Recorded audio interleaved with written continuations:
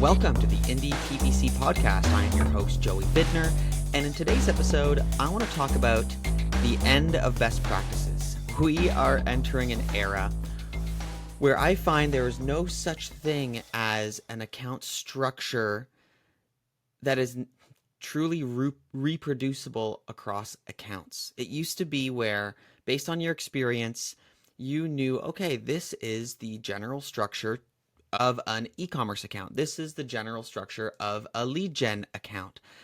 Maybe within industries, you had a specific, formula to your structure that worked. And I'm finding that those rules are being completely thrown out the window with the new campaign types that are being introduced to Google Ads. PMax, AI Max, Demand Gen. These campaign types do not have hard, fast rules on how they work, how we should run them, if we should run them alone, how we should structure them, how we should pair them with other campaign types. I am finding that in almost every case, they require their own ground zero starting point of testing to find the formula that works for the account that I am in. So that's going to be the main portion of the show. I also want to talk about an interesting LinkedIn article that shares a little bit of news about how ads are making their way into AI mode that has me quite concerned.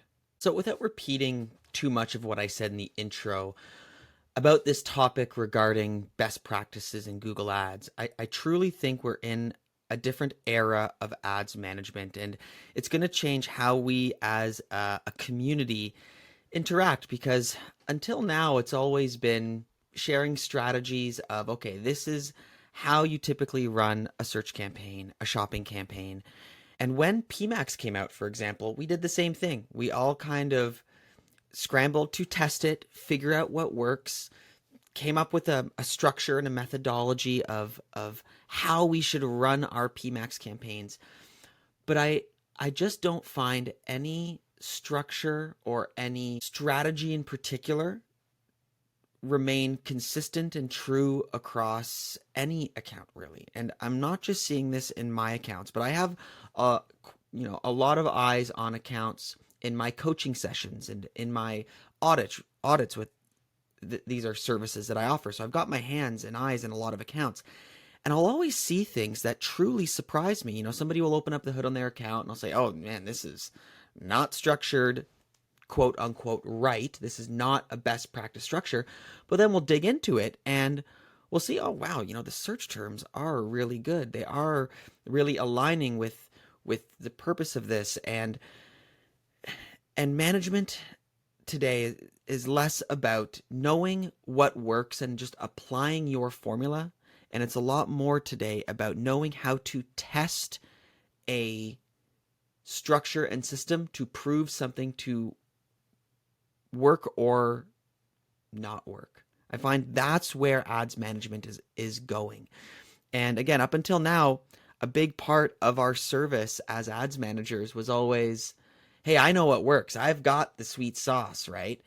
That's no longer the case. It's how well can we prove or disprove what we know or what will work for you. So whenever I enter an account right now, I start from the ground zero of, okay, we need to come up with a structure that'll allow us to point us in the direction for the next test.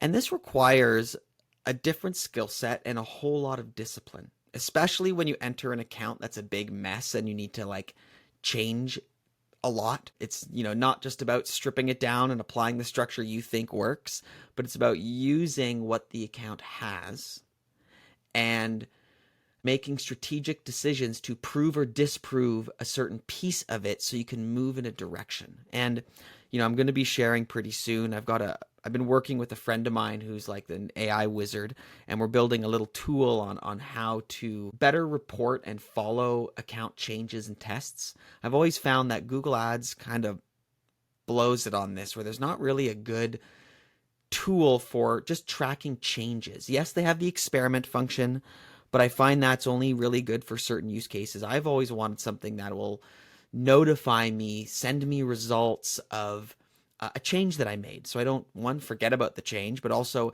have the results sent directly to me. So that's a conversation for another video, but I am working on a tool to help with this, because again, that's where I think management is going.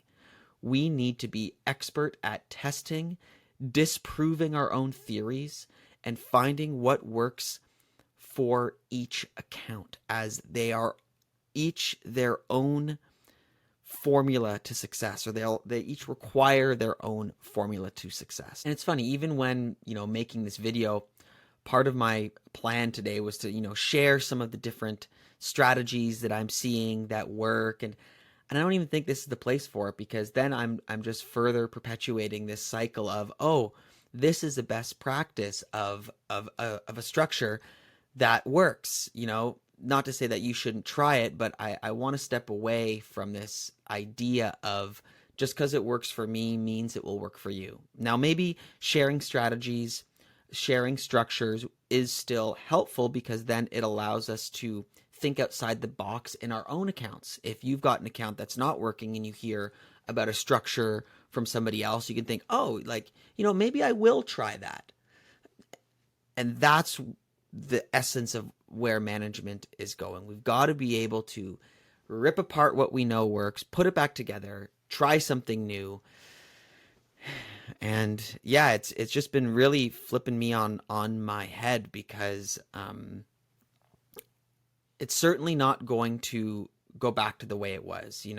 I think one of the big reasons that we see so much inconsistency between structures is because there's so many different campaign types, and I'm starting to find it's about a mixture of them, and finding out what combinations of campaign types work for each account, let alone the structures within those campaign types. And this is not going anywhere. It's not like Google is going to remove search or shopping, because to be honest, even though PMax and demand gen are their, bread and butter, that's their new real money making squeeze, I think manual bidding, standard shopping, standard search are not going anywhere, mostly because of all the trouble Google's getting in with the DOJ on price fixing and transparency, by having a campaign type that allows them to say, hey, we have options for you to be able to manually control your own bids and put in your keywords. It kind of protects Google a little bit. So I think that those campaign types will always remain. And I do applaud Google Ads for, what was it, about a year and a half ago, allowing for better cross-campaign management, meaning you can run PMax and search and shopping all alongside each other, and they work well. It's when PMax first came out, it was just a massive cannibal. It just ate everything, and if you had standard shopping or search next to it, they died. But about a year and a half ago, they changed the rules on how PMax navigates with other campaigns, and I find it is sweet. Like, I've got a lot of accounts where I'm really starting to use PMax to push standard search and shopping, and vice versa. They work together, but you have to be strategic on how you leverage each one. And that's kind of the sweet science of using them. But again, in every account, it's different. I don't have the same structure in many of my accounts anymore. And again, when I jump into a coaching call, it's less about me saying, oh, you're doing this wrong, this is how you should do it. It's about, okay, no, let's look at the results that you have. Let's see where the pain points are, and let's put forward a plan for you to test to prove things right or wrong, so you can make your next step in finding the best formula for your account. That's where a lot of my coaching calls are going right now. And it makes it difficult, because you can't give necessarily hard and fast answers that just completely turn around an account overnight. Everything is a work in progress. And this actually gives me a lot more confidence in the position our jobs as ads managers have in this environment, right? I think when PMax came out, a lot of people thought, oh, well, this AI-driven campaign, there goes my job as an ads manager. I find that these campaign types require more expertise, more nuance, not only because we need to be able to read between the lines to leverage and push and pull the algorithm in the way that we need it to work, but also, again, because there is not one way to run it. It's a very complex machine in how you structure it holistically in your account. And maybe that will change. Maybe it will just become one campaign type to rule them all, but I don't think that is coming soon. I don't think it's anytime soon. I honestly think we still have a lot of running room on being the experts in the room as marketers to navigate this complicated platform. And it's our job to just, do everything we can to change the way that we think every day about what we know works. And again, I find that that is the essence of being a good ads manager. We need to always challenge the way that we think and approach things new every single day, because these platforms are changing so fast. And as soon as you fall into that complacency and what I knew yesterday will work today and tomorrow, then you're already behind. So I just want to say, keep trying new stuff and come up with your own real method of testing and observing changes in your results. And if that's just hanging on to a few key KPIs and having a system on how you see them change over time, it can be as simple as that, right? Effectively monitoring tests is not about overcomplicating what you're currently doing. Sometimes it's about simplifying it, and just about simplifying down what you monitor, but then keeping that system consistent in that account. This is what we monitor, and when it drops below a certain threshold, we know that doesn't work. Having that system in place and sticking to it is how you can really see how things change over time, and breaks you from being one of those knee-jerk reaction managers that just flinches at short-term data. Anyways, now I'm completely digressing and rambling, but I hope this kind of helps you reframe how you look at your accounts, how you look at a new account, because times are seriously changing. And this brings me to one other key point, and that is we need to be careful of how we listen to advice about Google Ads on best practices, because I've fallen trapped to this where, there are some thought leaders that I follow quite religiously, and I take what they share a little bit too literally on how they're proving something worked for them as the way to do things. I'm not going to name any names, obviously, but there's a few people out there that I had to literally start unfollowing, because their advice, though it worked for them in one use case, their advice was too consistently saying, this is the way that you do it, this is the way that you have to do it. And it was screwing me up, because I would believe them and I would implement some of their strategies with a little bit too much confidence, and ended up just screwing up all my shit.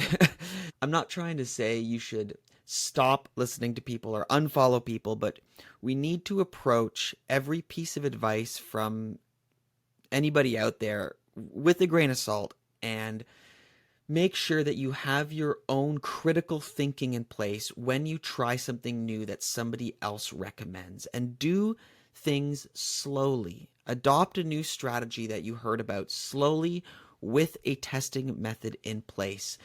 And in today's era of social media and thought leadership in our space, I just see it too often, people saying, this is how you have to run things, or this is the recipe for success because I am seeing it this way. Hit the brakes. Review a strategy with your marketing thinking cap on before applying anything. And again, have your own methods for testing so you can prove or disprove it. Yeah, that's a huge piece of advice for me, because I have been kind of screwed on that one. And it really just frustrates me right now seeing how much conviction some people have out there on their strategy, saying that this is the way to do things. Hopefully I'll never come across that way as saying like the way that I do something is the only way to do it. Yes, I might share some success I got in one strategy or methodology, but we all need to approach our accounts as individual creatures in this ecosystem that requires its own sweet little formula. So be careful out there. Okay, so up next, I want to talk about an interesting LinkedIn post that got me a little bit concerned. So this is a post from Thomas Etchell. He is a Google Ads thought leader that often posts like breaking news. So I really like to follow him. And he's got a big Google Ads update from Think Week 2025. I'm not really sure what Think Week is, to be honest. I think it's just one of those summits that Google hosts for sharing their plans. But anyways, he has a number of different pieces of news from this Think Week, but the one that stuck out to me was AI overview ads. So his post says AI overview ads are now live in the US. So that means your Google ads, your shopping ads are live in AI mode. That's not the part that got my attention or concerns me. He has one line that says, through Broad Match, AI Max, and PMax. Okay? So again, I'll read this post once more. AI overview ads are live in the US and coming to more countries. Finally. Yay. Through Broad Match, AI Max, and PMax. So this is a massive concern to me, that the only way, apparently, to get into AI mode, is through the use of Broad Match, AI Max, and PMax. I find it would be absolutely ridiculous for them to gatekeep AI mode by using only their profit-hungry, AI-driven campaign types. And I get it. Their whole thing is, AI mode is not, we're not matching keywords. It's matching search themes. And I get that. But with close variance in search campaigns and with shopping campaigns, you're telling me that you can't match a keyword to the search theme of somebody's conversation? No, I see this as hardcore gatekeeping and a reason to leverage a powerful tool like AI mode to advertising. Oh, you need to give us the keys to your system if you want to show up over here. I am seriously concerned about this and just genuinely bummed. I am quite excited to get ads into AI mode, and I kind of figured it would just be a bit of a seamless system, kind of like search partners, where it's like, yeah, your search campaign, regardless of your match type, can still match to a search theme, because we know even exact match is not the exact words that are matching, it's the exact meaning. So why can't they match an exact match keyword to someone's conversation in AI mode? This is ridiculous. I'm really bummed that Google is going to leverage this tool just to try to get you to spend your money in the campaign types that they want you to spend your money in. So anyways, I'm a little bit disgruntled about this one, but go follow Thomas Etchell and, be on the hunt for these kinds of posts, because, this question comes up in my accounts a lot. Like, how do we show up in ChatGPT right now? ChatGPT doesn't have ads yet, though they're coming soon, but, AI mode is probably going to be, the first place where we can see searches in that network, right? And just to summarize, AI mode is Google's version of ChatGPT, right? It is the little tab that you see at the top of the search bar where you can switch your search over to AI mode. I guess I should have started with that. But anyways, that's it from me today. If any of you have questions you want answered on the show, feel free to comment on the YouTube video, send me an email at info@joeybidner.com, or just send me a message on LinkedIn. And if you need help with your account management, you want to hop on a coaching call or get an audit, feel free to reach out to me by email or LinkedIn as well. All right, see you next time.